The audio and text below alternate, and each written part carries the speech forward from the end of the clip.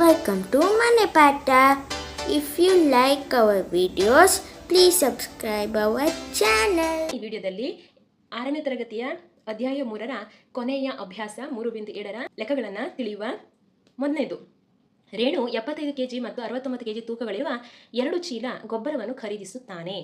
ಸರಿಯಾಗಿ ಪೂರ್ಣ ಸಂಖ್ಯೆಯಲ್ಲಿ ಅಳತೆ ಮಾಡಿ ಈ ಚೀಲಗಳಲ್ಲಿರುವ ಗೊಬ್ಬರಗಳ ಭಾರವನ್ನು ಕಂಡುಹಿಡಿಯಲು ಬೇಕಾಗಿರುವ ತೂಕದ ವಸ್ತುವಿನ ಗರಿಷ್ಠ ಅಳತೆಯನ್ನು ಕಂಡುಹಿಡಿಯಿರಿ. 69 ಮತ್ತು 75 ಕೆಜಿ ತೂಕವಿರುವಂತಹ 2 ಚೀಲ ಗೊಬ್ಬರವನ್ನು ಖರೀದಿಸ್ತಾನೆ.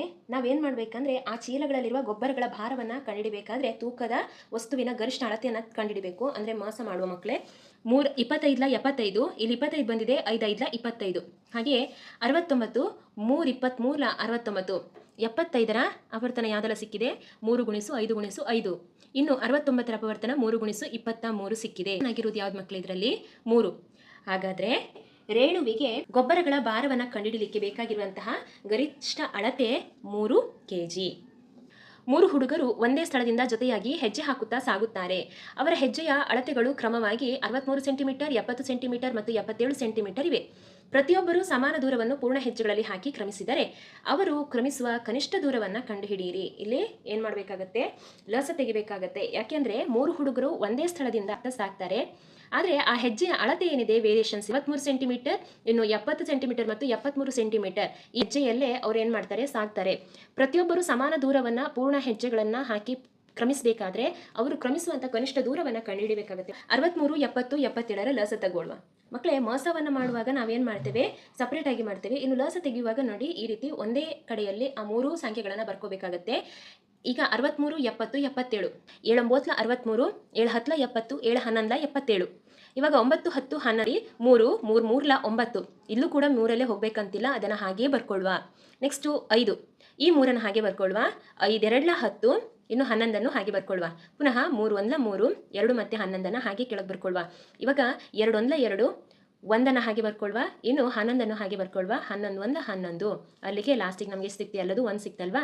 ಈಗ 63 70 77ರ ಲಸಾಗು 7 × 3 × 5 × 3 × 2 × 11. ಅಲ್ಲಿಗೆ ನಮ್ಗೆ ಉತ್ತರ ಎಷ್ಟು ಸಿಗುತ್ತೆ ಅಂದರೆ 6930 ಸೆಂಟಿಮೀಟರ್ ಸಿಗುತ್ತೆ. ಹಾಗಾದ್ರೆ ಮಕ್ಕಳೇ, ಆ ಮೂವರು ಕ್ರಮಿಸುವ ಕನಿಷ್ಠ ದೂರ ಎಷ್ಟು? 6930. ಮೂರನೇದು, ಒಂದು ಕೊಠಡಿಯ ಉದ್ದ, ಅಗಲ ಮತ್ತು ಎತ್ತರಗಳು ಕ್ರಮವಾಗಿ 825 ಸೆಂಟಿಮೀಟರ್, 675 ಸೆಂಟಿಮೀಟರ್ ಮತ್ತು 450 ಸೆಂಟಿಮೀಟರ್ ಇವೆ. ಈ 3 ಆಯಾಮಗಳನ್ನು ಸರಿಯಾಗಿ ಪೂರ್ಣ ಸಂಖ್ಯೆಗಳಲ್ಲಿ ಅಳೆಯಲು ಬೇಕಾದ ಅಳತೆ ಪಟ್ಟಿಯ ಗರಿಷ್ಠ ಉದ್ದವನ್ನು ಕಂಡುಹಿಡಿಯಬೇಕು. ಮೋಸವನ್ನು ತೆಗೆಯುವ. 825 675 ಮತ್ತು 450ರ ಮೋಸ ನೋಡಿ. 5 165 825, 5 33 65, 3 11 33, 11 11. ನೆಕ್ಸ್ಟು 5 135 675, 5 27 135, 3 9 27, 3 3 9. ನೆಕ್ಸ್ಟ್ ನೋಡಿ, 5 90 450, 5 18 90, 3 6 18, 3 2 6. ಹಾಗಾದರೆ 825ರ ಅಪವರ್ತನ ಯಾವುದೆಲ್ಲ ಸಿಕ್ತು? 5 × 5 × 3 × 11. 675ರ ಅಪವರ್ತನ 5 × 5 × 3 × 3 × 3.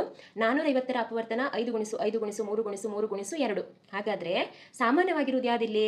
5 ಮತ್ತು 5 3 ಅಲ್ವಾ. ಹಾಗಾಗಿ 5 × 5 × 3, 5 5 25, 25 3 75 ಸೆಂಟಿಮೀಟರ್. ಹಾಗಾದರೆ ಆ ಕೊಠಡಿಯ ಉದ್ದ ಅಗಲ ಎತ್ತರಗಳನ್ನು ಅಳಿಬೇಕಾದ್ರೆ ಗರಿಷ್ಠ 75 ಸೆಂಟಿಮೀಟರ್ ಉದ್ದದ ಅಳತೆ ಪಟ್ಟಿಯನ್ನು ಹೊಂದಿರಬೇಕು. 6 8 ಮತ್ತು 12ರಿಂದ ಪೂರ್ಣವಾಗಿ ಭಾಗವಾಗುವ 3 ಅಂಕಿಗಳ ಕನಿಷ್ಠ ಸಂಖ್ಯೆಯನ್ನು ಕಂಡುಹಿಡಿಯಿರಿ. 6 8 12ರ ಲಸಾಗುವನ್ನು ತೆಗೆಯುವ. 2 3 6, 2 4 8, 2 6 12. ಇನ್ನು 3ಅನ್ನು ಹಾಗೆ ಬರ್ಕೊಳ್ವ, ಯಾಕೆಂದರೆ 3 2ರಿಂದ ಭಾಗವಾಗಿ ಹೋಗುವುದಿಲ್ಲ. 2 2 4, 2 3 6.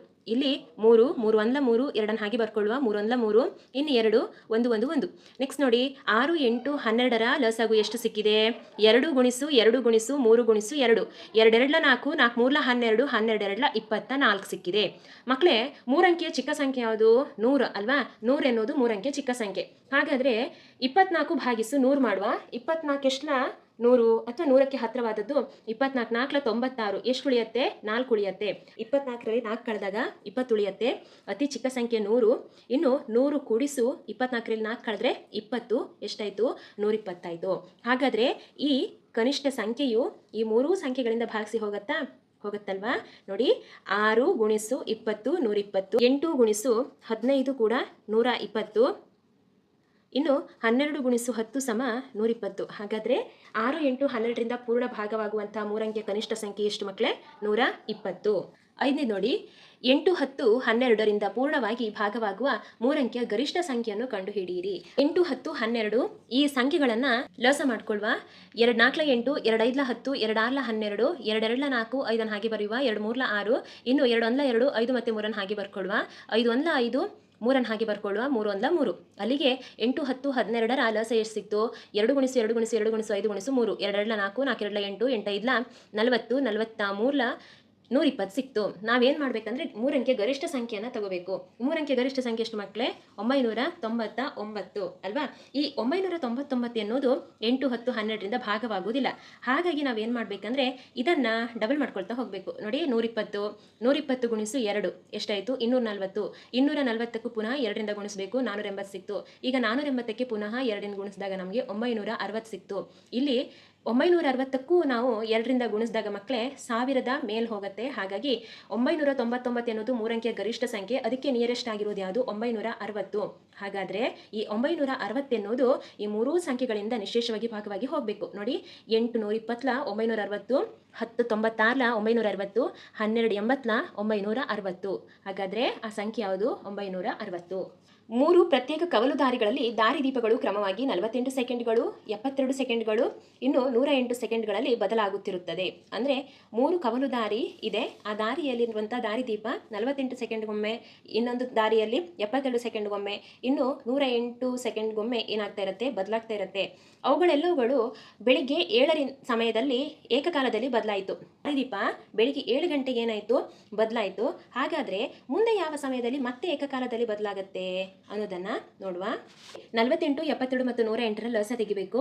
2 24 48, 2 36 72, 2 54 108, 2 12 24, 18 36, 2 27 54, 3 4 12, 3 6 18, 3 9 27, ಪುನಃ 3 4 ಹಾಗೆ ಬರ್ಕೊಳ್ಳುವ, 3 2 6, 3 3 9, ಇನ್ನು 2 2 2 4, 2 1 2, 3 ಹಾಗೆ ಬರ್ಕೊಳ್ಳುವ.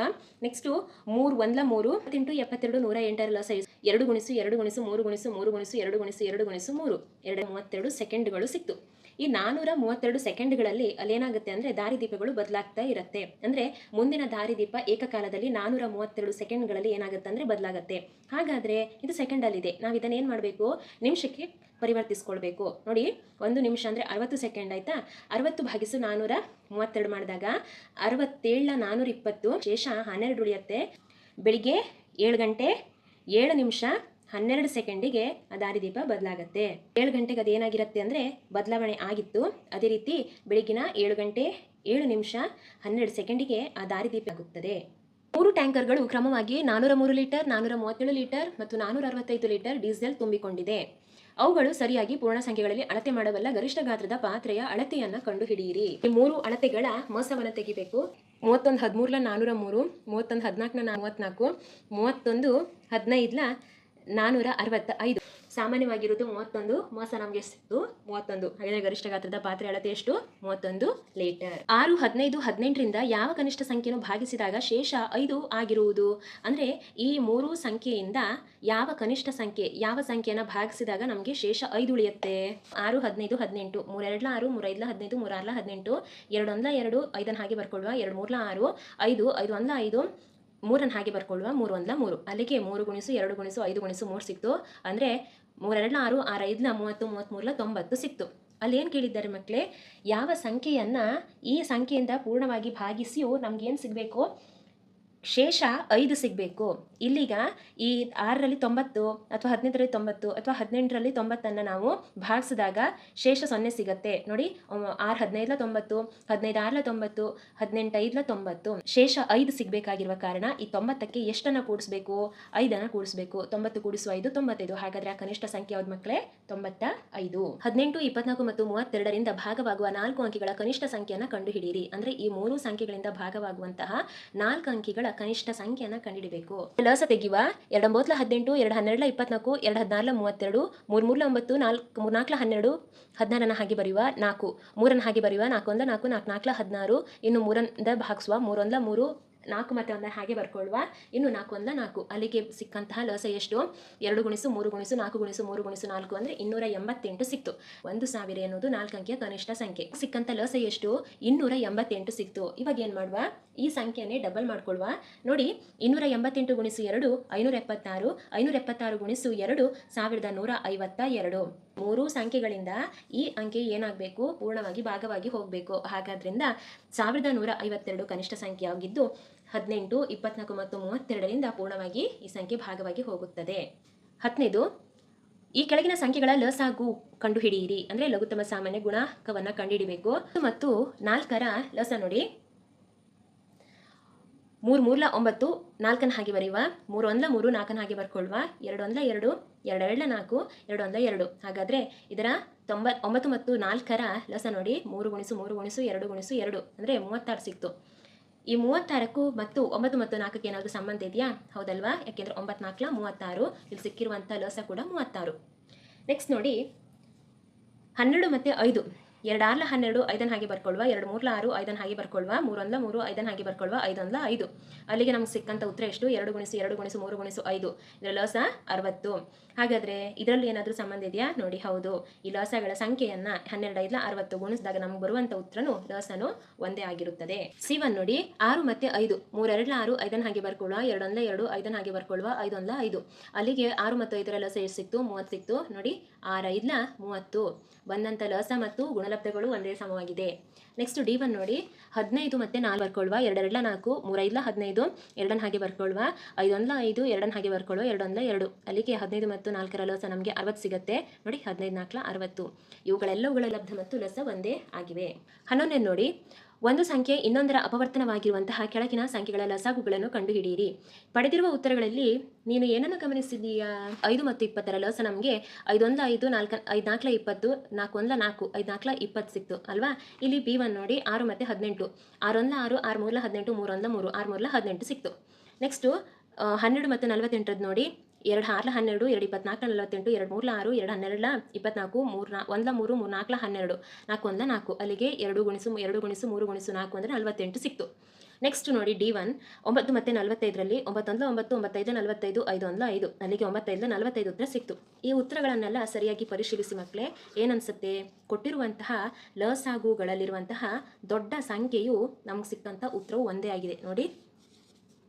ಹಾಗಾದರೆ ಪ್ರತಿ ಸಂದರ್ಭದಲ್ಲಿ ಲಸಾಗು ಕೊಟ್ಟಿರುವ ಸಂಖ್ಯೆಗಳಲ್ಲಿ ದೊಡ್ಡ ಸಂಖ್ಯೆ ಆಗಿರುತ್ತದೆ. ಇದಿಷ್ಟು ಅಧ್ಯಾಯ 3ರ ಎಲ್ಲ ಅಭ್ಯಾಸ ಲೆಕ್ಕಗಳು.